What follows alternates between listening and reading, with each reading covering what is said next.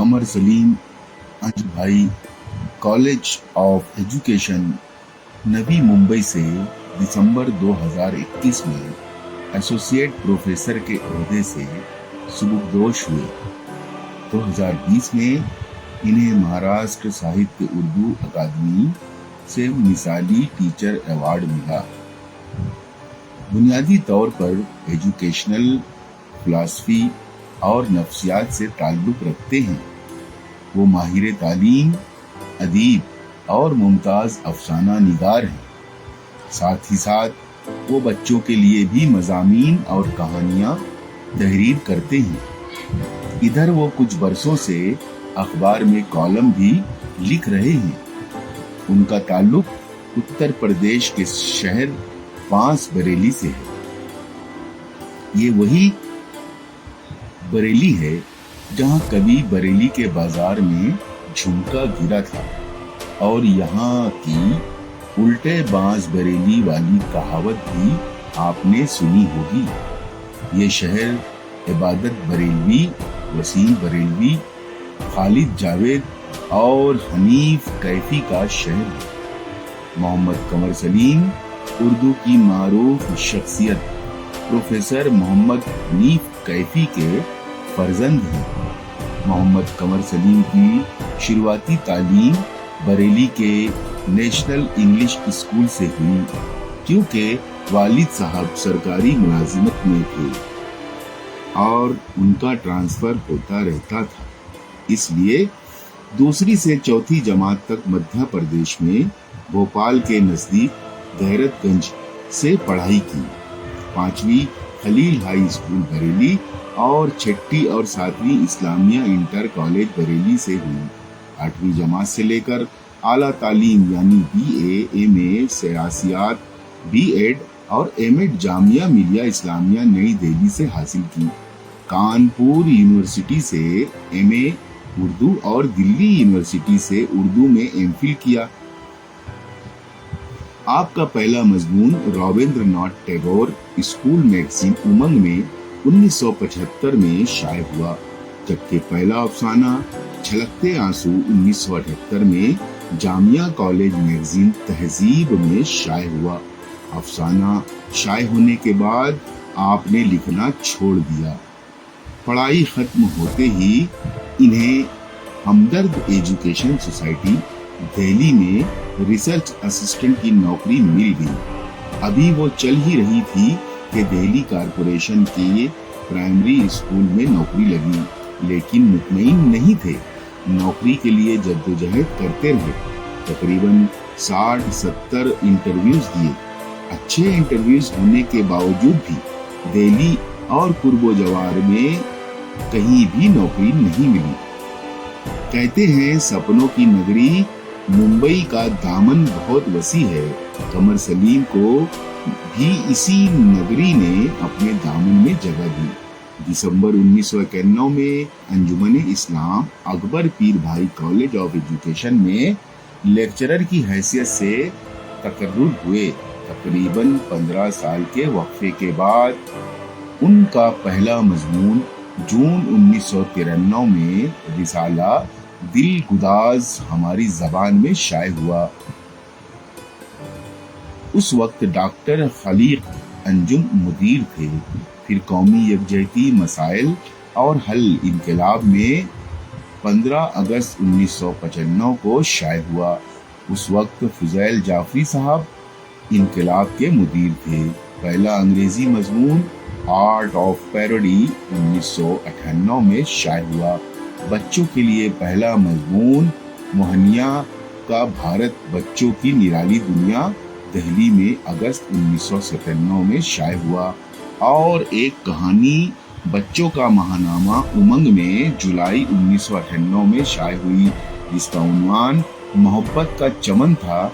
लेकिन मखमूर सईदी साहब जो के उसके मुदीर थे, उन्होंने उसे बिला उन्वान इनामी मुकाबले के तहत शाये किया। जब से ही उसका नाम बिला उन्वान ही पड़ गया और अब इसी नाम से उनकी पहली किताब बिला उन्वान मंजर आम पर आई है।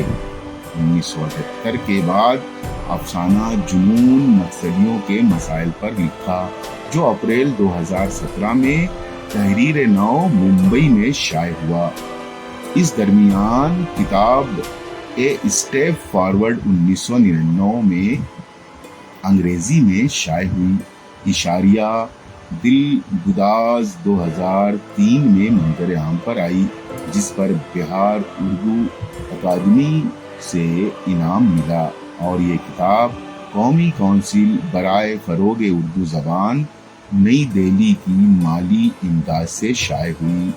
پھر philosophy and education curriculum transaction 2007 انگریزی میں Mahatma Gandhi national movement philosophy اور کنسٹرکٹیو ورک 2007 ہندی میں شائع ہوئی۔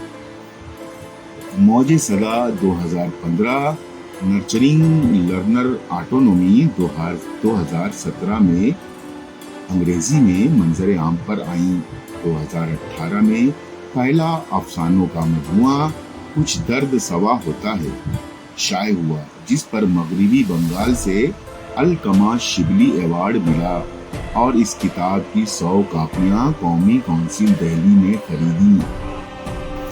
2018 میں ہی جرمن کے اسکالر پریس نے creativity in the writing of Urdu شائع کی۔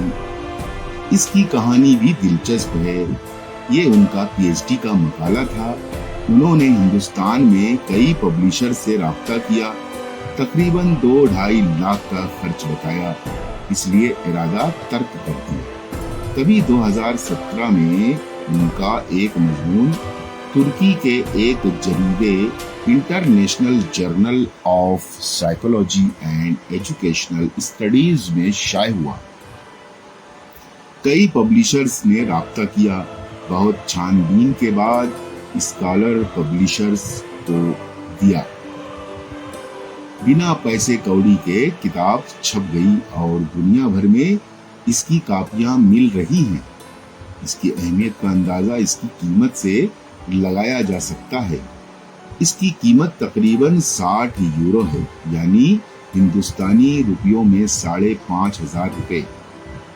اس کتاب کے شائع ہونے کے بعد بہت سی غیر اردو تنظیموں کی طرف سے متعدد انعامات ملے، جن کی کل تعداد 20 سے زائد ہے۔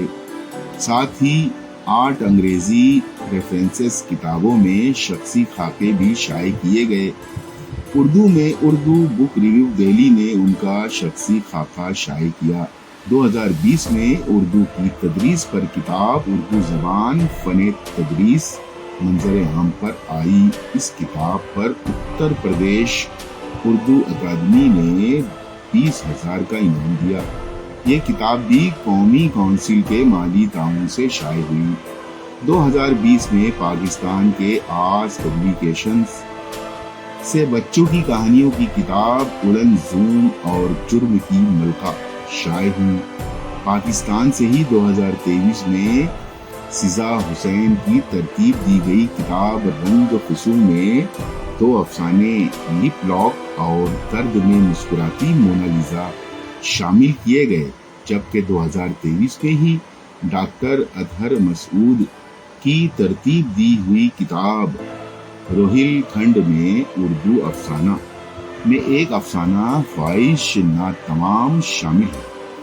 انہوں نے NCERT کی متعدد درسی اور غیر درسی کتب اردو کی تیاری میں ممبر کی حیثیت سے شرکت کی۔ NCERT سے اب تک تقریباً 14 کتابیں شائع ہو چکی ہیں، جن میں MAd اور اساتذہ کی رہنما کتابیں، BEd کی درسی کتابیں، CCE اردو 12ویں جماعت کی درسی کتابیں اہم ہیں۔ آپ نے Maharashtra state board of secondary و ہائر سیکنڈری پونے کی 10ویں جماعت کے لیے تعارف اردو بھی شائع کی ہے۔ جناب غلام مومن صاحب کے زمانے میں وہ بال بھارتی سے بھی جڑے رہے اور متعدد کتابوں کی تیاری میں ممبر کی حیثیت سے شرکت کی۔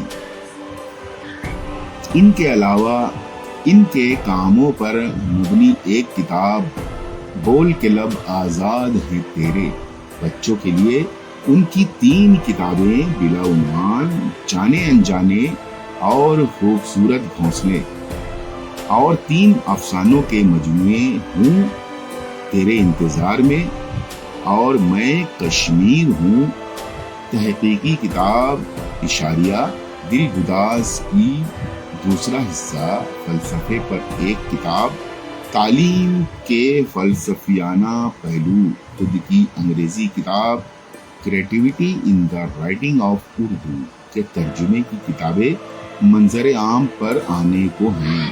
فی الحال وہ نیا نظریہ میں ایک کالم، میں جو لکھوں خونے جگر سے، لکھ رہے ہیں۔ اب تک اردو، انگریزی اور ہندی میں ان کے مضامین، افسانوں، کالموں اور بچوں کے مضامین و کہانیوں کی مجموعی تعداد 200 سے زائد ہے، جس میں تقریباً 60 افسانے شامل ہیں۔ اس کے علاوہ وہ مختلف تنظیموں سے بھی جڑے ہوئے ہیں، جس کے ذریعے فلاحی کام بھی انجام دے رہے ہیں۔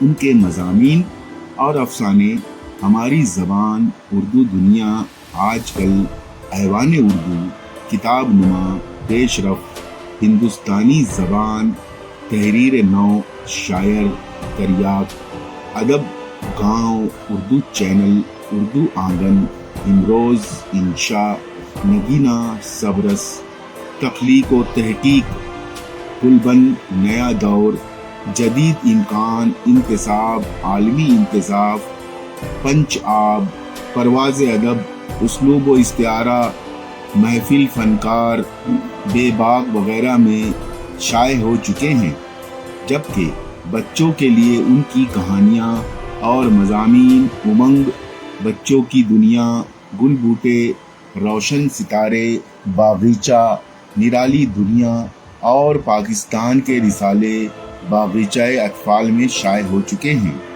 ان کے انگریزی مضامین EduTrack, international journal of psychology and educational studies, ترکی، سنشودھن چیتنیہ میں شائع ہو چکے ہیں۔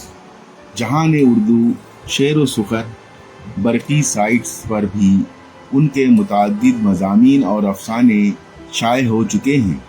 اس کے علاوہ انقلاب، ممبئی اردو نیوز، اودھ نامہ، لازوال، نیا نظریہ، راشٹریہ سہارا، الحیات، صدائے بسمل، آواز، اردو ٹائمز، انوار قوم وغیرہ اخبارات میں تعلیمی اور سیاسی مضامین شائع ہوتے رہتے ہیں۔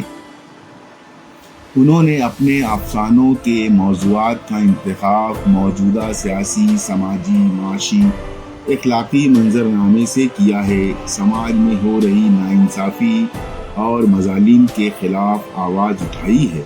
جھوٹ، فریب، مکاری، مادہ پرستی، اخلاقی قدروں کی تنزلی، خود غرضی، بے حسی، حیوانیت، سیاست کے گھناؤنے کھیل، رشوت کا چلن، قدروں کی پامالی، رشتوں کی بدحالی، خاص طور پر بزرگ، ضمیر فروشی، بے حیائی، مرد کا مرد سے، عورت کا عورت سے رشتہ، غریبوں اور عورتوں کا استحصال، نوجوانوں کو دہشت گردی میں جھونکنا جیسی باتوں کو اپنے افسانوں میں جگہ دی۔ آپ نے دہشت گردی، فرقہ وارانہ فسادات، منشیات، کشمیریوں کے مسائل، تارکین وطن یعنی مہاجر، بے جا قانون، کسان آندولن، کورونا، نکسلواد، ہم جنس لو جہاد، نوٹ بندی جیسے مسائل پر افسانے لکھے ہیں۔ جہاں تک کرداروں کا تعلق ہے، آپ نے آدمی کے سامنے عورت کو لا کر کھڑا کر دیا ہے۔ یہ وہ کردار ہیں جو مظلوم ہیں، لیکن انسانی قدروں کو ان کو پاس ہے، اور وہ سماج سے لڑنے اور سماج کی برائیوں کو اجاگر کرنے میں پوری طرح کامیاب ہیں۔ ان کے کردار نڈر، بے باک، حساس ہیں۔ عورت کے کردار کو زیادہ مضبوطی دی ہے۔ ساتھ ہی ساتھ جانوروں کے ذریعے بھی افسانوں کی ترسیل کی گئی ہے۔ آپ نے افسانوں کو خط کی شکل میں بھی لکھا ہے۔ آپ کے افسانوں میں فلیش بیک کی تکنیک بھی پائی جاتی ہے۔ اردو زبان فن تدریس 2020 قومی کونسل برائے فروغ اردو زبان نئی دہلی کے مالی تعاون سے شائع ہوئی۔ کچھ درد سوا ہوتا ہے افسانوں کا مجموعہ 2018 قومی کونسل برائے فروغ اردو کے مالی تعاون سے شائع ہوئی۔ Creativity in the writing of Urdu scholar press Germany 2018۔ Nurturing learner autonomy e book 2016 print 2017۔ Mauj Sada 2015 philosophy and education curriculum transaction 2008۔ Mahatma Gandhi قومی تحریک فلسفہ اور تعمیری کام 2008۔ اشاریہ دل گداز 2003 قومی کونسل برائے فروغ اردو زبان کے مالی تعاون سے شائع ہوئی۔ اے اسٹیپ فارورڈ 1999 2022 میں جرم کی ملکہ بچوں کی کہانیاں پاکستان سے شائع ہوئی۔ ووڈن زوم بچوں کی کہانیاں 2022 میں پاکستان سے شائع ہوئی۔ NCERT کی متعدد درسی اور غیر درسی کتب اردو کی تیاری میں ممبر کی حیثیت سے شرکت کی۔ اب تک تقریباً 11 کتابیں NCERT کی شائع ہو چکی ہیں۔ آموزش کا جائزہ 2023 تعلیمی تحقیق حصہ اول اور دوم رہنما کتب زیر ترتیب اساتذہ M.Ed طلبہ اور تربیت یافتہ اساتذہ کے لیے 2023 شمولیاتی تعلیم B.Ed اور B.Ed کے لیے 2021 عملی تحقیق رہنما کتاب زیر ترتیب اساتذہ اور تربیت یافتہ اساتذہ کے لیے 2021 اردو زبان کی درسی D.Ed کی درسی کتب حصہ اول 2021 اور حصہ دوم 2021 اردو تدریسیات B.Ed کی درسی کتاب حصہ اول 2015 اور حصہ دوم 2016 CCE اردو نئی آواز تدریسی کتاب 12ویں کے لیے 2021 تعارف Urdu editor 2008 Maharashtra state board Pune. انعامات اردو زبان فن تدریس پر اتر پردیش اردو اکیڈمی سے 20,000 کا انعام 2020۔ کچھ درد سوا ہوتا ہے افسانے پر مغربی بنگال اردو اکیڈمی سے علقمہ شبلی انعام 2020۔ اشاریہ دل گداز پر بہار اردو اکیڈمی سے انعام 2008۔ مہاراشٹر ساہتیہ اردو اکیڈمی سے مثالی مدرس award 2020۔ India most dynamic achievers award 2021۔ Most outstanding service award new Delhi 2021۔ موگو national innovation award Himachal Pradesh 2020۔ Research excellence award Karnataka 2020۔ Global teachers award 2020۔ Award for contribution at international stage Punjab 2020۔ Best outstanding academic national award Tamil Nadu 2020۔ Asia achievers of the year New Delhi 2019۔ Bharatiya Shiksha Ratan award West Bengal 2018۔ APJ Abul Kalam award Karnataka 2018۔ Rising personality of the year award new Delhi 2018۔ Indo global award for excellence in education new Delhi 2018۔ Asia leading award for intellectual people new Delhi 2018، Asia Pacific emerging gold star award new Delhi 2018، Bharat excellence award new Delhi 2018، leading educationist of India award 2018 new Delhi, Mahatma Gandhi award 2018، مجموعی خدمات پر Anjuman Islam trust سے achievement trophy 2015، Kerala SCERT کی جانب سے master trainer trophy 2013، books today کی طرف سے author of the year award 2008، Anjuman Islam trust سے بیسٹ ٹیچرز ایوارڈ 1996، اعزازات، جنوری مارچ 2020 کے اردو بک ریویو میں شخصی خاکہ، educational and research who is who in India میں شخصی خاکہ 2019، Asia man and woman of achievement میں شخصی خاکہ 2018، Koh Noor personalities of Asia میں شخصی خاکہ 2018، ایشیا پیسیفک ہو از ہو میں شخصی خاکہ 2018 اور 2019، famous Indian nations who is ہو میں خاکہ شخصی خاکہ 2018، ایشیا ایڈمائربل اچیورز میں شخصی خاکہ 2018، امریکہ ایشیا ہو از ہو میں شخصی خاکہ 2018، اس کے علاوہ کمیونٹی سروس کے تحت کالج کے نزدیکی علاقوں میں مختلف مسائل سے آگہی، جس میں تعلیم کی کمی، تعلیم کے مواقع، سماجی مسائل پر اسٹریٹ پلے، ریلیاں، ممبئی یونیورسٹی اور انجمن اسلام اور دیگر تنظیموں کی تقریبات میں شرکت کرتے رہے ہیں۔ مختلف ادبی تنظیموں کے ممبرشپ بھی آپ کو حاصل ہے۔ اونلی ون فاؤنڈیشن کے اعزازی صدر ہیں۔ اس تنظیم کے تحت پڑھو گے تو سیکھو گے سلوگن کے ساتھ ممبئی، نوی ممبئی اور رائے گڑھ کے مختلف علاقوں لائبریریوں کا قیام، اسکول کھولنا، اسکالرشپ وغیرہ کی فراہمی بھی شامل ہے۔ شکھر NGO میں اعزازی ڈائریکٹر کی حیثیت سے سماجی فلاحی خدمات انجام دینا، اس کے تحت لڑکیوں کے ہنر پر زور دینا اور کمپیوٹر سینٹرز کا قیام بھی شامل ہے۔ مون اسٹار گلوبل اسکول میں سابق اعزازی ایڈوائزر کے طور پر تعلیم سے متعلق مشورے دیتے رہے ہیں۔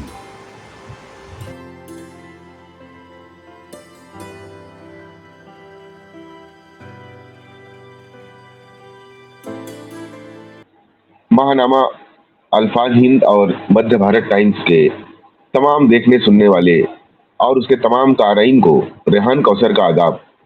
آج ہمارے بیچ سینئر افسانہ نگار، محقق اور تنقید نگار نوی ممبئی سے محمد قمر سلیم صاحب ہمارے درمیان اپنے دو نمائندہ افسانوں کے ساتھ ہمارے درمیان موجود ہیں۔ میں جناب محمد قمر سلیم صاحب سے بہت ہی ادب اور احترام کے ساتھ ان سے درخواست کرتا ہوں کہ وہ اپنے دونوں افسانے جو ہے وہ ہمارے تمام ناظرین اور تمام سامعین کو جو ہے وہ پڑھ کر سنائیں۔ میں مائک محمد قمر سلیم صاحب کے حوالے کرتا ہوں۔ آداب، شکریہ ریحان صاحب۔ میرا پہلا افسانہ ہے دودھ کی قیمت۔ آج ان کے فاقے کا دوسرا دن تھا۔ رگو صبح اٹھا تو ناشتے میں صرف پانی تھا، پانی بھی کئی روز کا جمع کیا ہوا۔ اس نے پیٹ بھر کے پانی پیا اور آج پھر اپنی قسمت آزمانے نکل پڑا۔ وہ جھگی سے نکل ہی رہا تھا کہ اس کی عورت دلاری اپنی 2 مہینے کی بیٹی چنیا کو لیے ہوئے اس کے پیچھے پیچھے آئی۔ چنیا اس کے سینے کو زور زور سے چوس رہی تھی، شاید دودھ کا خزانہ بھی ختم ہو چکا تھا۔ دلاری نے حسد بھری نگاہ سے اپنی ایک بار چنیا کو دیکھا، پھر آنکھوں میں آنسو لیے رگو کو دیکھنے لگی، مانو کہہ رہی ہو، دیکھو آج خالی ہاتھ مت آئی ہو، چنیا کو بھی ڈاکٹر بابو کے پاس لے کر جانا ہے، 3 دن سے بخار نہیں اترا ہے۔ چنیا ان کی 1.5 سال کی بیٹی کا نام تھا۔ رگو کی نظریں دلاری سے ملی، لیکن وہ اس سے نظریں نہیں ملا پا رہا تھا۔ ملاتا بھی کیسے؟ تقریباً 3 مہینے سے تو بیکار بیٹھا تھا۔ جب سے نوٹ بندی ہوئی تھی، اس کے کھانے پینے کے لالے پڑ گئے تھے، کام ملنا بند ہو گیا تھا۔ اگر کبھی کہیں کام ملنے کی امید ہوتی بھی تو پہلے سوال کیا جاتا، بینک کھاتا ہے؟ اب غریب آدمی کھاتا کھولنے کے لیے پیسے لائے یا ان سے اپنے گھر کا چولہا چوکا چلائے؟ کبھی کبھی ہفتہ 10 دن میں کوئی مزدوری مل جاتی تو گھر میں کھانا بن جاتا۔ دلاری بھی گھر گھر جھاڑو پوچھا اور برتن مانجنے کا کام کرتی تھی۔ نوٹ بندی سے پہلے دونوں کام کرتے تھے تو اچھی طرح گزارا ہی نہیں ہوتا تھا، بلکہ وہ کچھ پیسے بھی بچا لیتے تھے۔ دلاری امید سے تھی، اس لیے ڈاکٹر نے اس سے کام کرنے سے منع کر دیا تھا۔ وہ بھی 3 مہینے سے کام پر نہیں جا رہی تھی۔ ان لوگوں نے جو کچھ پیسہ جمع کیا تھا وہ چنیا کی ولادت میں ختم ہو گیا۔ جو کچھ بچا اس سے گھر چل رہا تھا، لیکن ادھر 3 دن سے تو گھر میں چولہا بھی نہیں جلا تھا۔ پرسوں کی بچی ہوئی باسی روٹی تھی جو کل دلاری نے اپنے مرد کو کھلا دی تھی۔ جب رگو نے اس سے کھانے کو کہا تو اس نے کہہ دیا وہ کھا چکی ہے۔ چنیا کے منہ میں تو ایک دانہ بھی نہیں گیا تھا۔ ادھر چنیا تھی کہ اپنی ماں کے سینے سے لگی ہوئی سینے کو اتنی زور زور سے چوس رہی تھی کہ دلاری درد کی شدت سے چیخ پڑتی۔ رگو کام پر نکل گیا، چند قدم ہی آگے بڑھا ہوگا کہ کچھ یاد آیا اور لوٹ پڑا۔ اس نے اپنی عورت کو آواز دی۔ دلاری باہر آئی تو اس نے کہا، ارے سن، مسجد سے پانی لے ہاں چنیا کو ضرور پلائیو۔ تھوڑا رک کر وہ پھر بولا، ارے سن، تو ایسا کریو، اسو کو منہ کا پمنا وہ بھی مسجد کے پانی سے ہی دھوئیو۔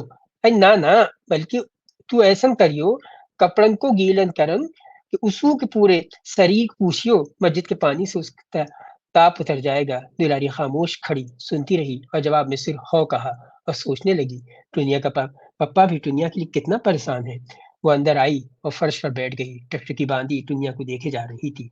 کب ٹنیا کی آنکھ لگے اور وہ مسجد جائے۔ اس نے اپنا ہاتھ ٹنیا کے ماتھے پر رکھا، اس کا ماتھا جل رہا تھا۔ دلاری نے چنیا کو زمین پہ ڈالا اور کپڑا بھگو کر لائی اور ٹنیا کے ماتھے پر رکھ دیا۔ تھوڑی دیر میں ٹنیا کی آنکھ لگ گئی۔ دلاری نے ایک پھٹی ہوئی چادر اپنے کندھے سے گھما کر گلے میں باندھ لی، اس میں چنیا کو ڈال دیا اور 2 بوتلیں لے کر پانی لینے مسجد چلی گئی۔ مسجد جا کر اس نے سبیل سے 2 بوتلیں بھری۔ مسجد سے نمازی نکل رہے تھے، وہ چنیا کو مسجد کے دروازے پر لے گئی اور چنیا کو آگے بڑھا دیا۔ نمازی نکلتے اور اس کے اوپر پھونکتے ہوئے جاتے۔ دلاری نے ایک آہ بھری اور دل ہی دل میں اپنے آپ کو کوسنے لگی کہ وہ چنیا کو کاہے نہیں لائی، اس پر بھی پھونک پڑ جاتی۔ پھر خود ہی اپنے آپ کو تسلی دینے لگی، ارے مسجد کا پانی لے کر جائیے تو رہی ہوں۔ وہ پانی لے کر کچھ آگے بڑھی تو دیکھا بہت سے فقیر کھڑے ہیں اور ہاتھ بڑا بڑا کر بھیک مانگ رہے ہیں۔ اس نے سوچا پیسے تو اس کے پاس بھی نہیں ہے، پھر پتہ نہیں اس کے مرد کو آج بھی کام ملے گا یا نہیں۔ دنیا کو بھی ڈاکٹر بابو کو دکھانا ہے تو میں بھی کچھ بھیک مانگ لوں، لیکن اس کی غیرت نے یہ گوارا نہیں کیا، کیونکہ اب تک تو اس نے اور اس کے مرد نے محنت کر کے ہی اپنا اور بچوں کا پیٹ پالا تھا۔ نہیں، وہ ایسا نہیں کرے گی۔ اس کا آدمی تو لجا کے مارے مر جائے گا۔ نہیں، وہ وشواس گھات نہیں کرے گی۔ اور وہ لمبے لمبے ڈگ بھرتی ہوئی اپنی جھگی پر آ گئی۔ ادھر رگو آج جلدی ہی چوک پر آ گیا اور خوب دعائیں مانگ رہا تھا، ہے بھگوان، میری بٹیا کی خاطر مجھے کام دے دے۔ تبھی ایک آواز اس کے کان میں پڑی، ارے تم کام کرو گے؟ اس نے کہا، ہاں صاحب، مگر میں تمہیں 150 روپے دوں گا۔ رگو کو وہ آدمی اگر آج 50 روپے بھی دیتا تو رگو منع نہیں کرتا، اسے تو ہر حال میں پیسے چاہیے تھے۔ وہ اس آدمی کے ساتھ کام پر چلا گیا۔ بھوک سے اس کی حالت ابتر تھی، پیٹ میں ایک دانہ بھی نہیں گیا تھا۔ بھوکا پیاسا وہ کام کرتا رہا اس دھن میں کہ اسے دنیا کو ڈاکٹر بابو کو دکھانا ہے۔ 6 بج چکے تھے، اس کا کام ختم ہو گیا۔ مالک نے اسے 150 روپے دیے۔ وہ ان روپوں کو ایسے دیکھ رہا تھا جیسے اس نے آج سے پہلے کبھی نہیں دیکھے ہوں۔ اس نے وہ روپے اپنی قمیص کی جیب میں رکھ لیے۔ آج وہ بہت خوش تھا، بہت دن بعد اسے پیسے دیکھنے کو ملے تھے۔ اس کا بھوک سے وہی برا حال ہو رہا تھا اور چکر بھی آ رہے تھے۔ اس نے سوچا کچھ کھا لوں، گھر پہنچتے پہنچتے بہت دیر ہو جائے گی۔ سڑک کنارے ایک بڑا پاؤ والا تھا، اس نے 2 بڑا پاؤ کھائے اور 2 دلاری کے لیے بھی لے لیے۔ اس کے پاس اب 140 روپے بچے تھے۔ اس نے بہت سنبھال کر ان روپوں کو جیب میں رکھا اور تیزی سے گھر کی طرف بڑھنے لگا۔ تبھی ایک کار اس کے پاس سے گزری اور آگے جا کر ایک 9-10 سال کے بچے کو مارتی ہوئی نکل گئی۔ بچہ زمین پر گر پڑا، لوگ اس کی طرف بھاگے اور چیمی گوئیاں شروع ہو گئیں۔ بھگوان کا شکر ہے بچہ بچ گیا، اچھا ہوا زیادہ چوٹ نہیں لگی، ہائے ہائے نہ جانے کس کا بچہ ہے، وغیرہ وغیرہ۔ ہر کوئی آتا اور بچے کے ساتھ ہمدردی کا اظہار کرتا ہوا آگے بڑھ جاتا۔ رگھو بھی بھاگ کر ادھر آیا، اس کو بھی بہت دکھ ہوا۔ تھوڑی دیر بعد وہ بھی آگے بڑھ گیا، لیکن نہ جانے کیوں وہ واپس اس بچے کے پاس لوٹ آیا۔ اس نے بچے سے کچھ پوچھا اور اندر گلی میں کلینک میں لے گیا۔ ڈاکٹر نے اس سے کہا زیادہ چوٹ نہیں آئی ہے، میں نے پٹی کر دی ہے اور انجیکشن بھی دے دیا ہے، تم باہر سے دوائی لے لو، بچہ 2 دن میں ٹھیک ہو جائے گا۔ رگو نے کمپاؤنڈر سے دوائی لی اور بچے کو دینے لگا۔ اتنے میں کمپاؤنڈر نے رگو سے دوائی کے 100 روپے مانگے۔ رگو کے پیروں تلے زمین نکل گئی۔ وہ دل ہی دل میں کہنے لگا، ہے بھگوان، 100 روپے کہاں سے دوں؟ ابھی تو ٹنیا کو دکھانا ہے، پتہ نہیں اس کا کیا حال ہوگا۔ وہ سوچ کر کانپ گیا۔ اس نے کمپاؤنڈر سے کہا، کمپاؤنڈر بابو، یہ میرا بٹوا نہیں ہے۔ اس نے ایک سانس میں ساری ارداس سنا دی۔ کمپاؤنڈر نے کہا، اے چل پیسے نکال، سب ایسے ہی کہتے ہیں۔ رگو کہتا رہا، میرے پاس پیسے نہیں ہیں۔ کمپاؤنڈر نے اس کو پکڑ لیا اور اس سے اپنے آپ کو چھڑانے کی جدوجہد کرنے لگا۔ جب ہنگامہ زیادہ بڑھا تو ڈاکٹر نے اندر سے آواز دی، کیا ہوا؟ کمپاؤنڈر نے پوری بات ڈاکٹر کو بتا دی۔ ڈاکٹر نے کہا، ارے یہ کوئی خیراتی اسپتال تھوڑی ہے، کہاں کہاں سے چلے آتے ہیں۔ او بھائی پیسہ دے دے۔ رگو بار بار قمیص کی جیب کو جکڑ جا رہا تھا۔ جب کچھ نہیں بن پڑا تو کمپاؤنڈر نے اس کی قمیص کی جیب سے 100 کا نوٹ نکال لیا۔ رگو کی جان نکل گئی۔ وہ ڈاکٹر کے پیروں پر گر پڑا، بہت گڑ گڑایا مگر سب بے سود۔ ادھر دلاری نے مسجد سے آتے ہی چنیا کو زمین پر ڈالا اور مسجد سے کے پانی سے ٹنیا کا چہرہ صاف کرنے لگی۔ ٹنیا کا بدن بالکل ٹھنڈا پڑا تھا۔ اب وہ کٹوری سے میں پانی لے کر ٹنیا کو پلانے لگی۔ ٹنیا نے پانی منہ سے نکال دیا۔ اس نے پھر کوشش کی لیکن اس بار بھی اس نے پانی نہیں پیا بلکہ اس کے منہ سے جھاگ نکل رہے تھے۔ دلاری نے اسے تھپتھپایا اور چلانے، ٹنیا، او ٹنیا، میرے لال اٹھ، لے پانی لے لے، میرے بٹوا مسجد کا پانی ہے۔ لیکن ٹنیا کو نہ اٹھنا تھا اور نہ ہی وہ اٹھی۔ دلاری دہاڑ مار مار کر رونے لگی۔ اس کی آواز سن کر گلی کے سب لوگ اکٹھے ہو گئے۔ اب وہ رگو کا انتظار کر رہے تھے۔ رگو نے 40 روپے کو بہت ہی پوری طرح سے دبوچ رکھا تھا۔ وہاں سے ہو کر دھیمے دھیمے گھر کی طرف بڑھنے لگا۔ اب وہ ٹنیا کی دوائی کیسے لائے گا؟ دلاری چنیا کو دودھ کیسے پلائے گی؟ کھانا کیسے بنے گا؟ سوچتا ہوا گلی میں پہنچا۔ اس نے دیکھا اس کی جھگی کے آگے لوگ جمع ہیں۔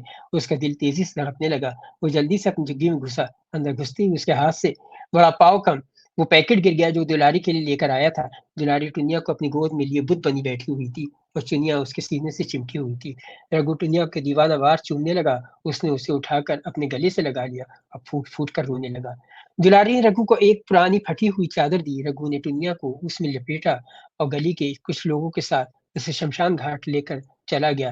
وہاں اس نے ٹنیا کو دفنا دیا۔ گھر آ کر وہ سر پکڑ کر زمین پر بیٹھ گیا۔ تبھی گلی میں شور مچنے لگا، اپنے کارپوریٹر صاحب نے رگو کی بٹیا کے مرنے پر کھانا بھیجا ہے۔ کارپوریٹر کے لوگ 2 بڑے بڑے پتیلوں میں کھچڑی لے کر آئے تھے اور رگو کی جھگی کے سامنے دونوں پتیلے رکھ دیے۔ انہوں نے گلی کے سب لوگوں کو بلایا، آ بھائی سب لوگ کھانا کھا لو۔ پھر انہوں نے اندر آ کر رگو سے کہا، رگو تو بھی کھانا کھا لے اور اپنی عورت کو بھی کھلا دے۔ رگو اور دلاری بڑی مشکل سے کھانا کھانے کے لیے تیار ہوئے، لیکن جب کھانے بیٹھے تو ایسے جیسے برسوں کے فاقہ زدہ ہوں، اور کھانا ختم کر کے ہی سر اوپر اٹھایا۔ دونوں پسینے میں شرابور تھے۔ اتنے محلے کارپوریٹر صاحب بھی رگو کی چوپڑی میں گھسے۔ رگو انہیں دیکھ کر سکتے میں آ گیا۔ ارے یہ تو وہی ڈاکٹر بابو ہیں جنہوں نے اس سے آج ہی علاج کے 100 روپے لیے تھے۔ وہ سوچ کر کانپ گیا، اگر انہوں نے کھانے کے پیسے مانگ لیے تو میں کہاں سے دوں گا؟ وہ سہم کر کھڑا ہو گیا اور ہاتھ جوڑ لیے۔ ڈاکٹر صاحب نے کہا، ارے بھائی رگو، تو نے ہمیں نہیں بتایا کہ تیری بٹیا اتنی بیمار ہے؟ ہم تو تم لوگوں کی سیوا کے لیے ہی بیٹھے ہیں۔ یہ تو نے بہت غلط کیا، ہم تو تیری بچی کا مفت علاج کرتے، تو اسے لے کر تو آتا۔ دلاری وہیں کھڑی تھی۔ اس نے ایک بھرپور نظر دلاری پر ڈالی اور رگو سے پوچھا، یہ تیری لگائی ہے؟ رگو نے اس بات میں سر ہلایا۔ ڈاکٹر نے جیب سے 500 روپے نکال کر دلاری کو دیے، لے رکھ لے، کام آئیں گے، اور اگر کوئی بھی ضرورت پڑے تو ڈریو مت، کلینک آ جانا۔ کارپوریٹر صاحب چلے گئے۔ جاتے ہی آہستہ آہستہ دوسرے لوگ بھی چلے گئے۔ غم سے نڈھال رگو ٹکٹکی باندھی دلاری اور چنیا کو دیکھے جا رہا تھا۔ چنیا بڑے مزے میں دلاری کے سینے سے لپٹی ہوئی چپڑ چپڑ کرتی ہوئی دودھ کی چسکیاں لے رہی تھی اور دلاری کے سینے میں ٹیسیں اٹھ رہی تھیں۔ اس کی مٹھی ڈھیلی پڑ گئی، اس میں دبا ہوا 500 کا نوٹ فرش پر گر گیا۔ بہت ہی خوبصورت اپنے لب و لہجے میں یہ محمد قمر سلیم صاحب تھے۔ میں تمام دیکھنے والوں سے درخواست کرتا ہوں کہ ضرور اس افسانے پر اپنے تاثرات، اپنے تبصرے جو ہے وہ ہمارے کمنٹ باکس میں پیش کریں۔ اب میں جناب محمد قمر سلیم صاحب سے درخواست کرتا ہوں کہ آج کی اس افسانوی فضا میں اپنا دوسرا افسانہ پیش کریں۔ شکریہ ریحان صاحب۔ میرے دوسرے افسانے کا عنوان ہے درد میں مسکراتی ہوئی مونا لیزا۔ आशीष को अपनी शाहकार तस्वीर दर्द में मुस्कुराती हुई मोनालिसा पर एक और बैन अल-अक़वामी इनाम मिला। तस्वीर खींचे हुए उसे तकरीबन 2 साल हो गए थे, लेकिन इनामात मिलने का सिलसिला जारी था। अज़ीम मुसव्विर लियोनार्डो दा विंची की तरह उसने भी अपनी मोनालिसा की जो तस्वीर खींची थी, उसकी मिसाल बरसों तक कहीं भी मिलना मुश्किल थी। आशीष ने अपनी फोटोग्राफी के तमाम हुनर उस तस्वीर में यकजा कर दिए थे। आशीष ने जब इस 3 साला बच्ची को हँसते हुए देखा, तो उसे न जाने क्यों मोनालिसा की मुस्कुराहट याद आ गई। उसे ऐसे लगा जैसे मोनालिसा कैनवस से निकलकर उसके सामने मुस्कुराती हुई खड़ी है। संगीन हालात की वजह से उस बच्ची की मुस्कुराहट की मानवियत और भी बढ़ गई थी। वो खुद इस तस्वीर का दिलदाता हो गया था, इसीलिए हर तरफ से और हर तरह से उस तस्वीर को घुमा-फिरा कर देखता और खुद ही खुद हश-हश करता। ड्राइंग रूम में रखी शेल्फ में आशीष ने अपना इनाम रख दिया। कुछ देर तक शेल्फ में रखे हुए अपने दूसरे इनामात को निहारता रहा। एक बार फिर उसने कमरे में लगी अपनी तस्वीर दर्द में मुस्कुराती हुई मोनालिसा को देखा और उस बच्ची की मुस्कुराहट में खो गया। वो उसकी मुस्कुराहट के पीछे छुपे हुए दर्द को देखने की नाकाम कोशिश करने लगा। उसे वो दिन याद आया जब वो हनीमून मनाकर वापस आया ही था कि उसे खबर मिली कि लेबनान के शहर बैरूत में जबरदस्त धमाके हुए हैं। उसकी एजेंसी ने उसे फौरन लेबनान जाने का हुक्म दिया। आशीष ने अपना कैमरा और कपड़ों की जगह अटैची उठाई और लेबनान के सफर पर रवाना हो गया। वो बैरूत हवाई अड्डे पर उतरा। बाहर जीप उसका इंतजार कर रही थी। इसके साथ ही दूसरे न्यूज रिपोर्टर्स और फोटोग्राफर्स भी उस जीप में बैठ गए। खाना जंगी की वजह से पूरा लेबनान खंडहर बन चुका था। उसकी रूह लहूलुहान हो चुकी थी। फिर भी जारे लोग जिंदगी को सीने से लगाए हुए थे। रास्ते भर टूटी-फूटी इमारतों ने उनका खैर मकदम किया। जहाँ धमाके हुए थे वही एक बस्ती ऐसी थी जो जिंदगी का पैगाम दे रही थी। आज वो भी खामोश हो गई। जब जीप बस्ती के पास जाकर रुकी, वो सब जीप से उतरे। बस्ती की तबाही अपनी दास्तान अपने आप सुना रही थी। वो लोग जिधर से गुजर रहे थे और आहो पुकार थी। बस्ती अंधेरे में डूबी हुई थी। हर घर मातम कदा बना हुआ था। आशीष ने कुछ तस्वीरें खींची, लेकिन वो उनसे मुतमईन नहीं था। वो थोड़ा और आगे बढ़ा। यहाँ काफी लोग थे और सब हमसे निढाल। उसने वहां की तस्वीरें खींचना शुरू की। तस्वीरें खींचते-खींचते वो दूसरे फोटोग्राफर से काफ़ी आगे निकल गया। एक जगह पहुँचकर वो रुक गया। यहाँ कुछ मर्द, औरतें और बच्चे थे। सभी औरतें रो-रो कर बेदम हो गई थीं। मर्द लाचारी की तस्वीर बने बैठे थे। कुछ बच्चे उन औरतों और मर्दों से चिमटे हुए थे। तभी तकरीबन 3 साल की बच्ची दौड़ती हुई आई। वो आशीष और उसके कैमरे को देखकर मुस्कुराई, लेकिन आँखों से खौफ झलक रहा था। बस आशीष ने उस एक लम्हे को अपने कैमरे में कैद कर लिया और फिर दर्द में मुस्कुराती हुई मोनालिसा की एक लाजवाब मुस्कुराहट कैमरे में कैद हो गई। फिर वही मुस्कुराहट आशीष की सबसे बड़ी शाहकार बन गई, जिसने आशीष को शोहरत, इज़्ज़त, दौलत, अज़मत की बुलंदियों को पहुँचा दिया। आशीष उस बच्ची की मुस्कुराहट पर इतना फ़िदा हो गया था कि उसके पास जो कुछ भी था, वो उसने उन लोगों को दे दिया। बैरूत की बस्ती में हुई तबाही को अपने कैमरे में कैद करने के बाद आशीष हिंदुस्तान वापस आ गया। उसकी खींची हुई तस्वीरें दुनिया के हर अखबार में शाये हुईं। मोनालिसा की मुस्कुराहट वाली शाहकार तस्वीर पर लोग उसे मुबारकबाद देते नहीं थक रहे थे और वो खुशी से फूला नहीं समा रहा था। वो अपने माज़ी से बाहर निकला। मोनालिसा की उसके आसाब पर बुरी तरह छाई हुई थी। न जाने क्यों इस उसे बार-बार उस बात का एहसास हो सता रहा था कि जिस बच्ची की वजह से वो शोरे आफ़ाक़ पर पहुँचा है, उसके बारे में उसने जानने की कोशिश तक नहीं की। वो कितना खुदगर्ज़ इंसान है। वो रात भर करवटें बदलता रहा। मोनालिसा का मासूम चेहरा उसे सोने ही नहीं दे रहा था। वो इसके बारे में सोचता रहा। तरह-तरह के ख़्याल उसके ज़हन में उभर कर उसे डराने लगे। कर्ब की शिद्दत से वो तड़पने लगा और उठकर बैठ गया। उसने उठकर चंद घूँट पानी के पिए और अचानक लेबनान जाने का प्रोग्राम बना लिया। उसकी बीवी नलिनी ने उसे रोकने की बहुत कोशिश की, लेकिन वो नहीं रुका। आशीष लेबनान के लिए रवाना हो गया। इस वक़्त वो अकेला था। लेबनान पहुँचकर उसने हिंदुस्तानी सफ़ारतख़ाने से रुजू किया। वहाँ वो बहुत मुश्किल से सफ़ारतख़ाने के लोगों को समझा सका कि वो यहाँ क्यों आया है। उसकी मुहिम बहुत मुश्किल थी। उसने फ़ैसला कर लिया था कि अगर वो नाकाम हो जाएगा, तो हमेशा-हमेशा के लिए फ़ोटोग्राफ़ी छोड़ देगा। सफ़ारतख़ाने में उसे बहुत समझाया गया कि उसकी जान खतरे में पड़ सकती है।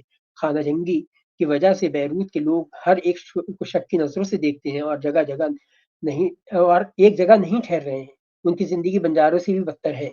वो उस बच्चे को कहाँ-कहाँ ढूँढेगा जबकि वो उसका नाम तक नहीं जानता। दरअसल तस्वीर खींचते वक़्त आशीष मोनालिसा की मुस्कुराहट में इतना गुम हो गया था कि उसने उस बच्ची से उसका नाम भी नहीं पूछा और वो उसके लिए मोनालिसा ही बनकर रह गई। आशीष के सर पर एक ही धुन सवार थी, मोनालिसा की तलाश।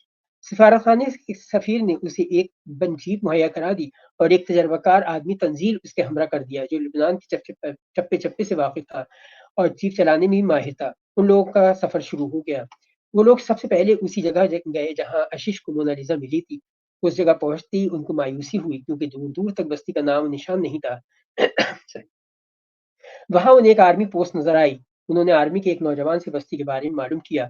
اشش اپنے ساتھ پرانے اخبارات بھی لایا تھا جس میں مونالیزا کی تصویر چھپی ہوئی تھی۔ اس نے جوان کو بستی کی تصویریں بھی دکھائیں لیکن بس تسلی بخش جواب نہیں ملا۔ صرف اتنا معلوم ہو سکا کہ دھماکے کے بعد اس بستی کے سب لوگ یہاں سے تقریباً 100 میل دور جا کر بس گئے تھے، لیکن یہ بات 1.5-2 سال پہلے کی ہے۔ اشش کو جگہ جگہ ٹکر مارتے ہوئے تقریباً 10-15 دن ہو گئے تھے۔ آج جہاں وہ پہنچا تھا وہ ساحلی علاقہ تھا جہاں ایک چوکی بنی ہوئی تھی۔ اس چوکی میں فون دیکھ کر اسے نرلی کی بہت یاد آئی۔ اس نے نرلی کو فون کیا۔ نرلی سے بات کرتے وقت اس کی آواز اس کا ساتھ نہیں دے رہی تھی۔ وہ گھٹی آواز میں اس سے بات کر رہا تھا۔ نرلی اس کی مایوسی کو محسوس کر رہی تھی۔ اس نے اشش کو دلجوئی کی اور اسے دلاسا دینے کی بھرپور کوشش کی۔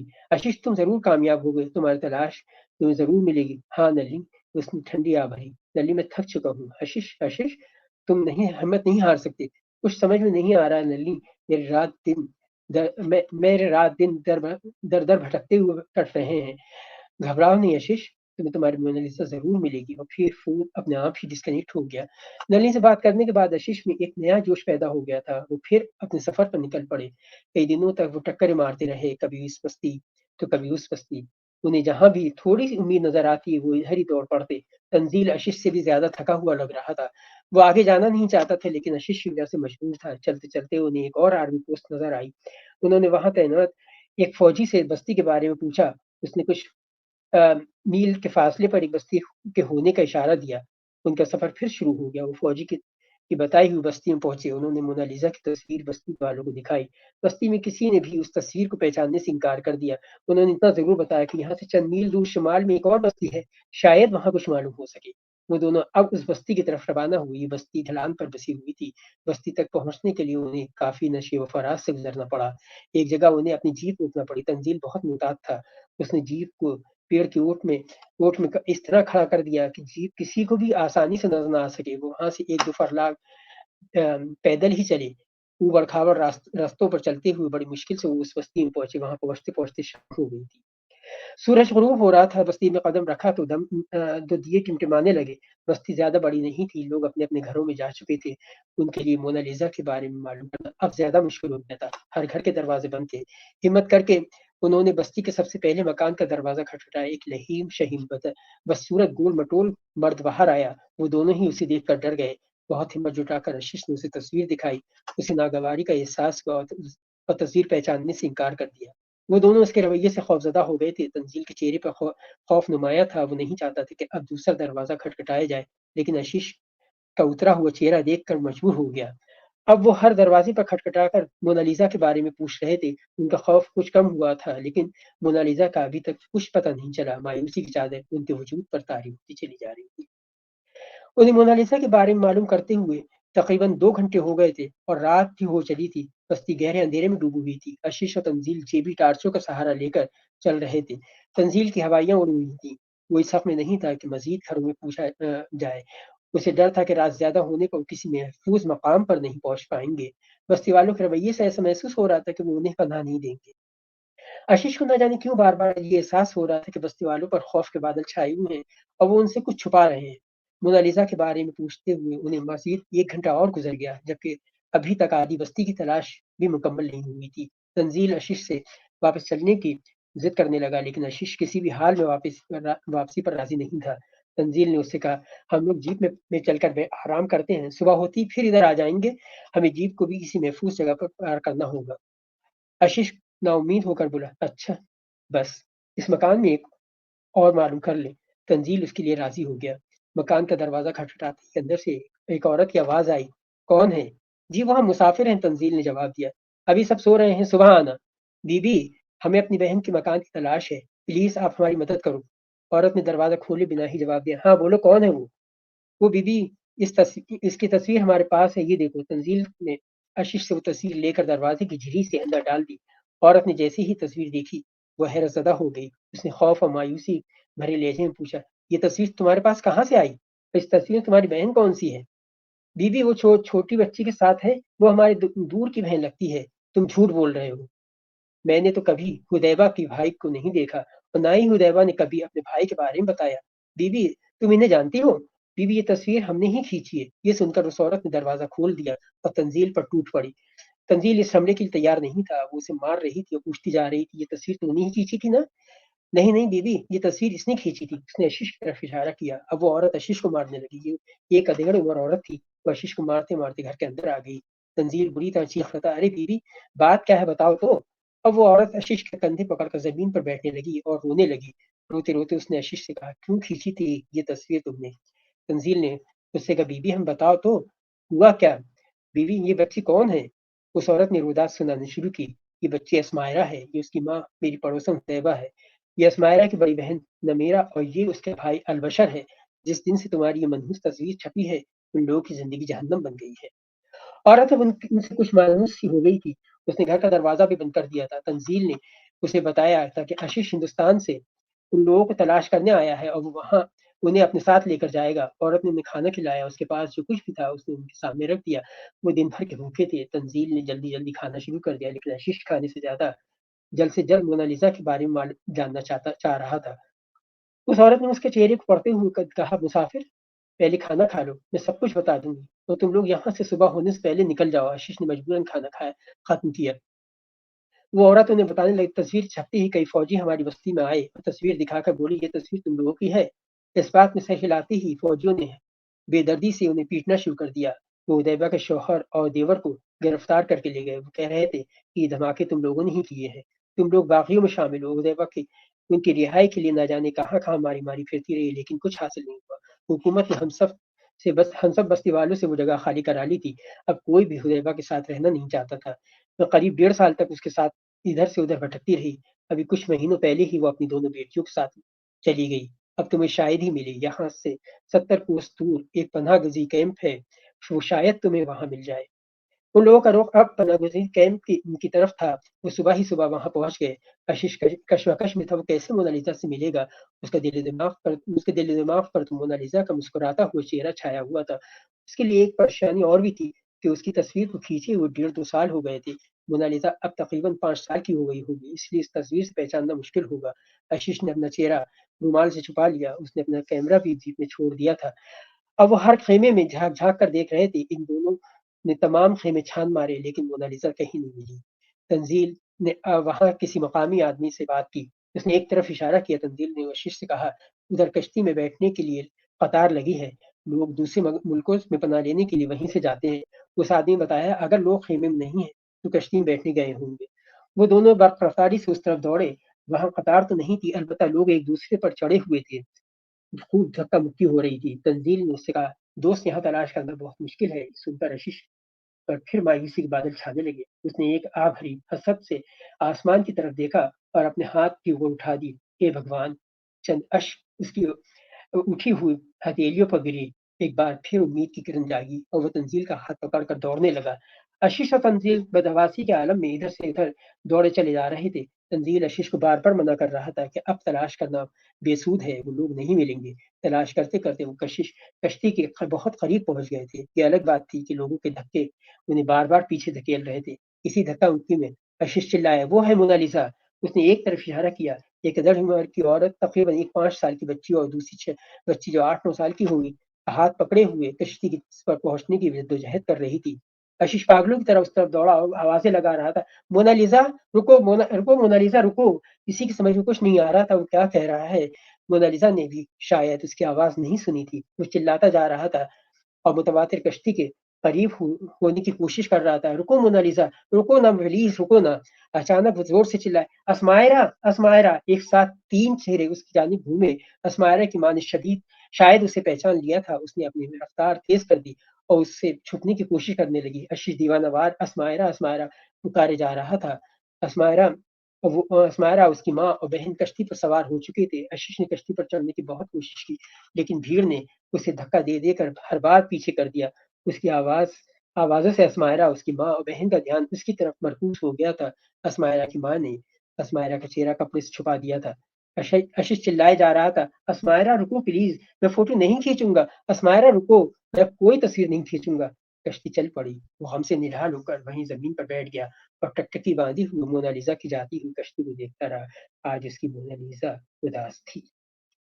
معزز ناظرین، جس طرح کہانی لکھنا ایک فن ہے، اسی طرح کہانی سنانا بھی ایک فن ہے، اور اسی فن کی بہت ہی خوبصورت مثال آج محمد قمر سلیم صاحب نے پیش کی ہے۔